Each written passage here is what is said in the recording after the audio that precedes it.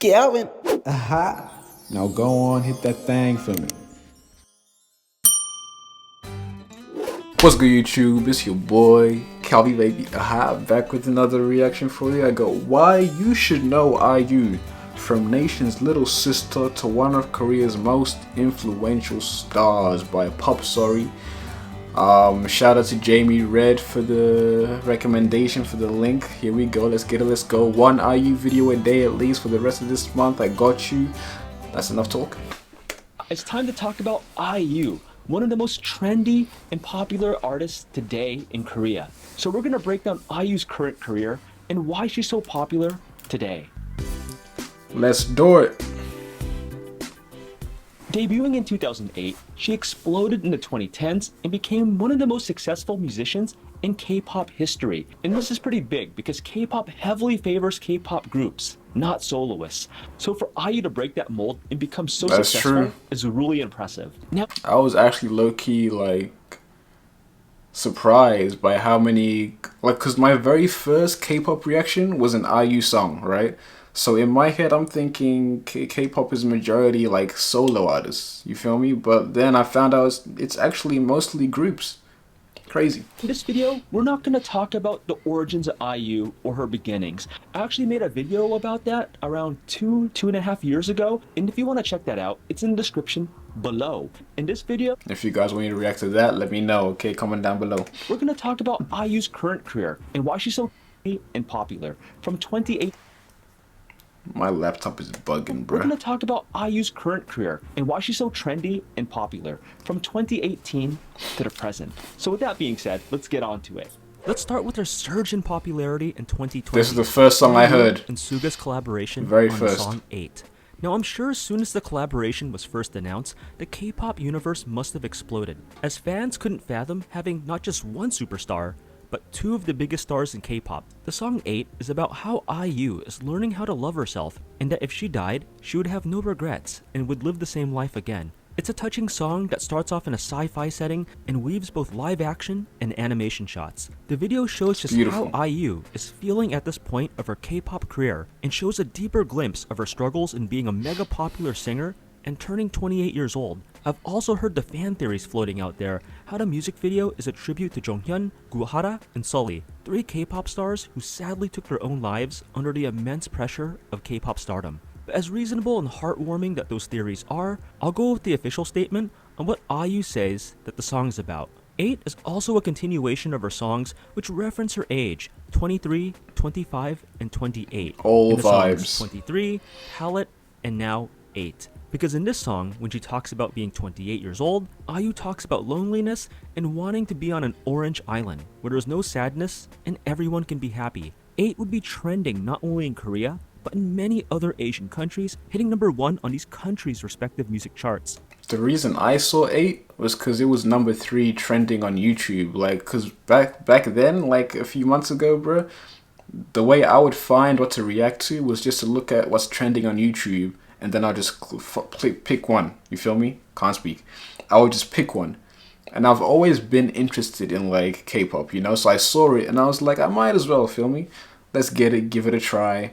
And you guys liked it, so I just kept going, bro. And now we're here, you feel me? The song also has a rabid fan base within K-pop fans over in the West. And 8 has been on a tear on the popular music show Inkigayo, winning the show's award for Best Song for the 3rd week in a row. In the past 10 years, IU has not only built a career for herself, but became one of the most influential female solo singers in Korean music history. To call her immensely popular in 2020 in Korea would not be an understatement. Now usually, a singer's prime can last a couple years before they sort of fade into the background.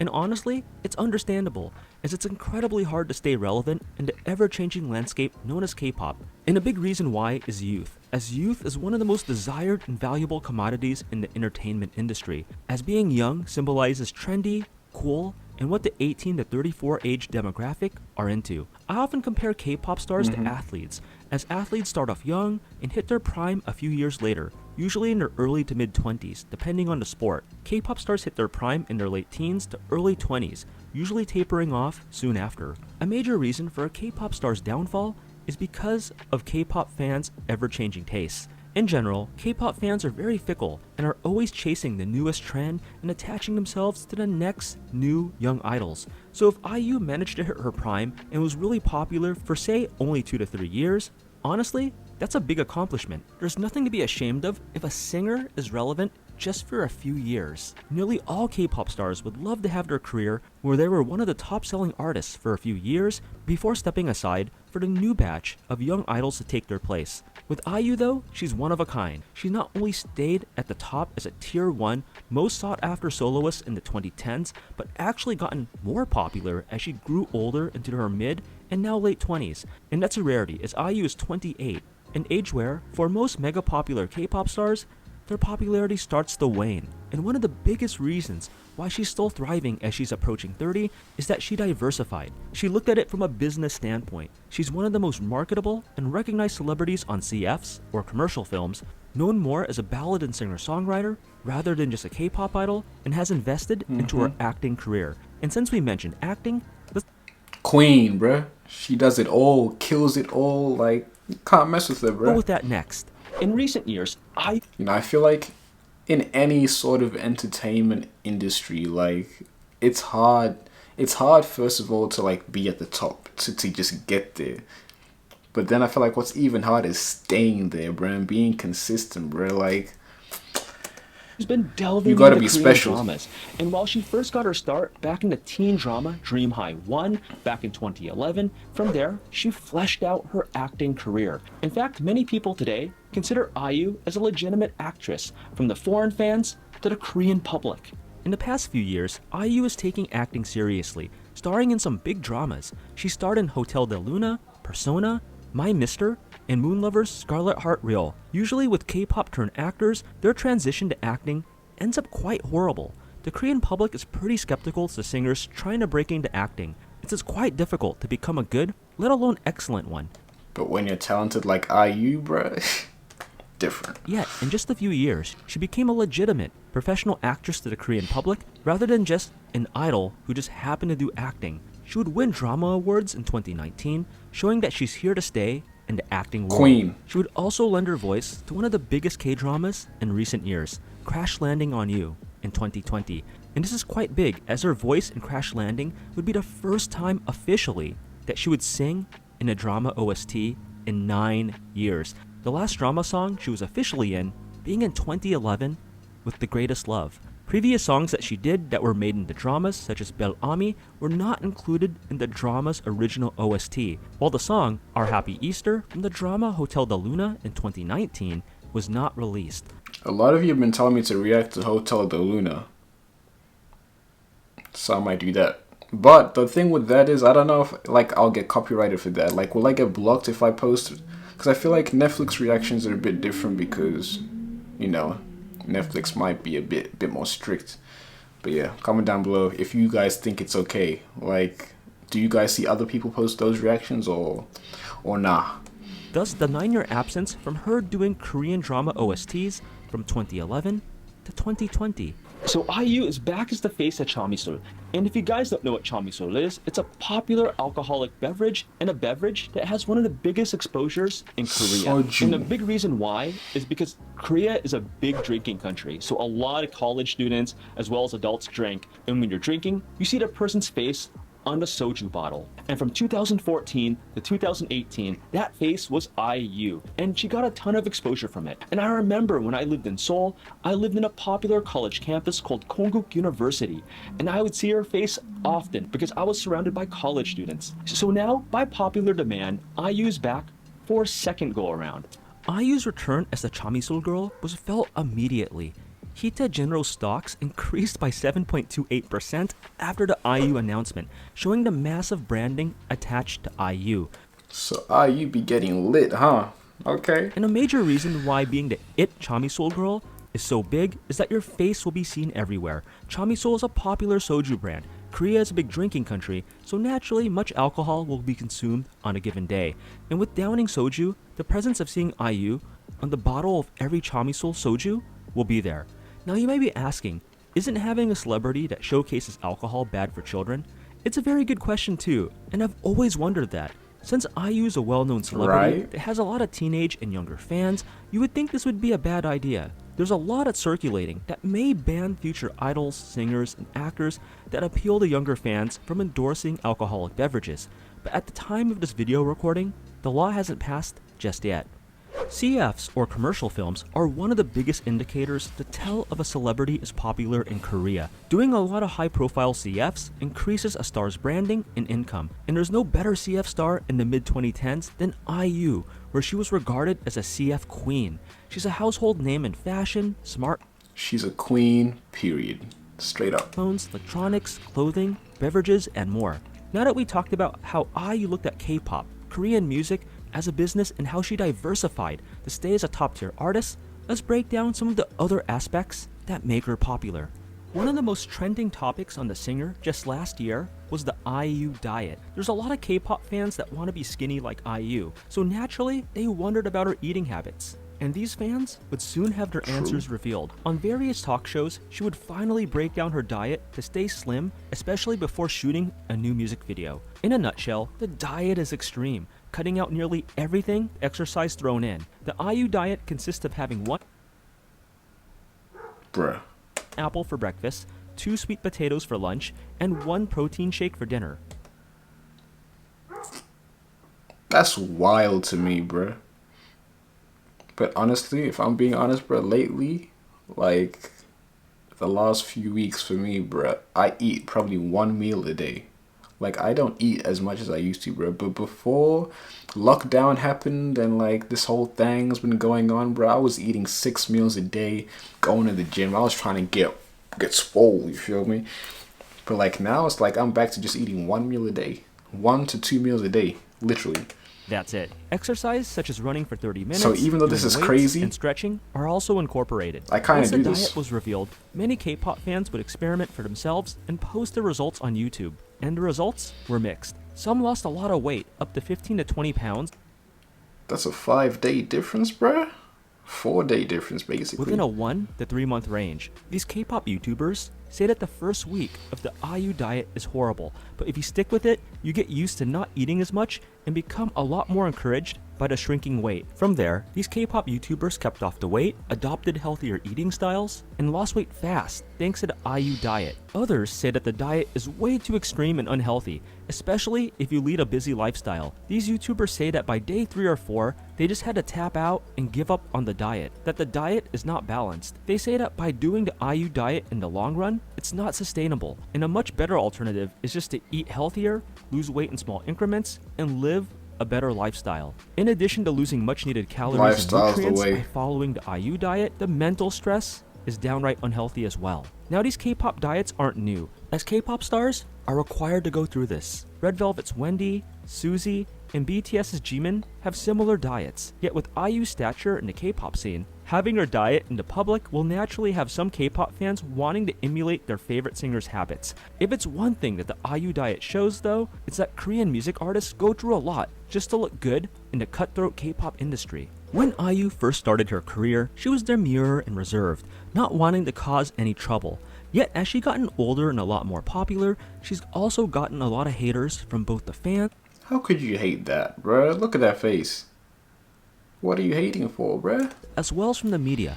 It's an unfortunate expectation for being a megastar, but unlike her earlier years, where she would let the barbs go by and try her best to ignore them, she would soon fight back. She would call these haters out that mocked her for years.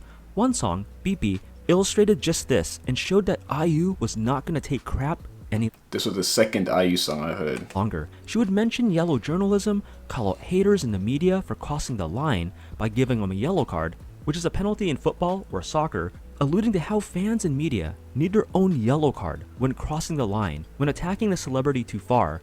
And in singing Beep Beep, her message of Facts. not taking crap anymore would be dressed up in a cutesy pop song. That it was nobody's business who she dates, what she's doing, or how her private life is. Yes, She would sir. shift from her girl next door image to a more confident woman. She would really just have this I don't really care attitude and fight back. And you would see this shift in attitude in the drama Hotel de Luna, where she would play a character that just doesn't take people's insults and doesn't care who will judge her. As more Straight people up. try to pry into her private life each year, she's told them that it's none of their business, and whether she lives an innocent life or leads a more adventurous one, that's really up to her. As long as she Facts. maintains professionalism with her work and with dealing with the press and fans, that's all that matters.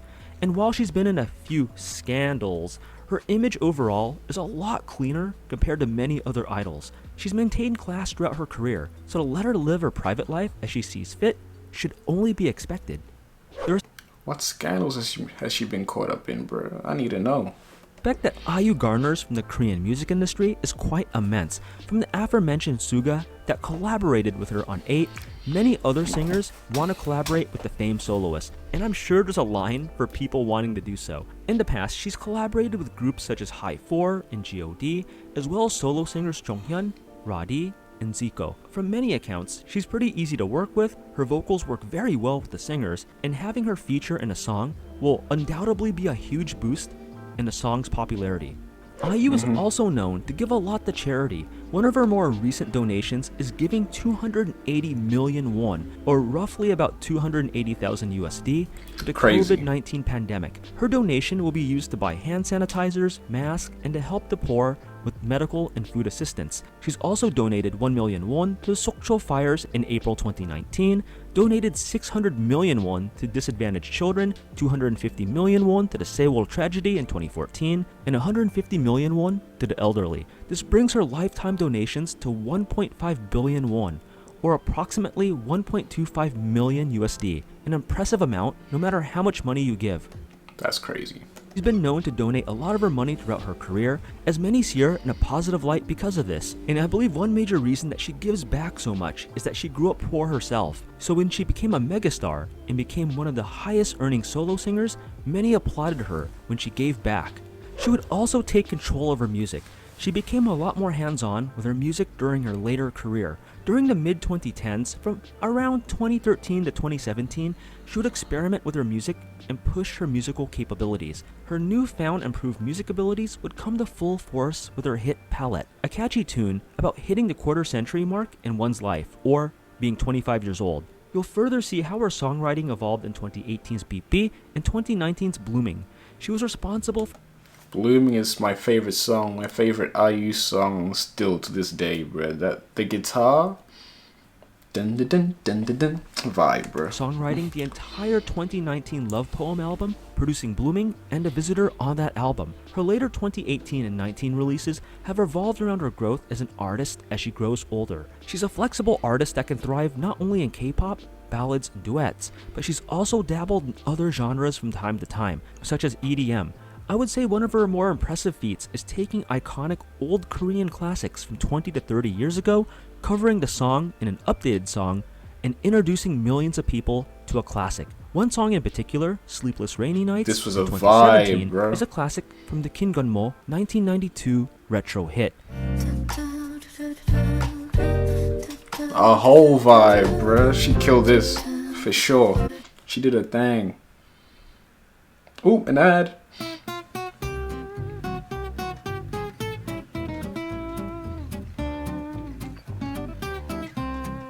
I'm gonna watch this whole ad because, you know, that's how you support your fellow YouTubers. So if you guys see an ad from me, bro, watch the whole thing for me. Or click on the link, you know? Appreciate it. Oh, another ad. I guess we're gonna watch this one too. Comment down below what your favorite IU song is so far right now. Let me know. If I haven't listened to it yet, I'll get to it. After IU covered the 90s retro song, many went to check out Kim Gun-mo's original song.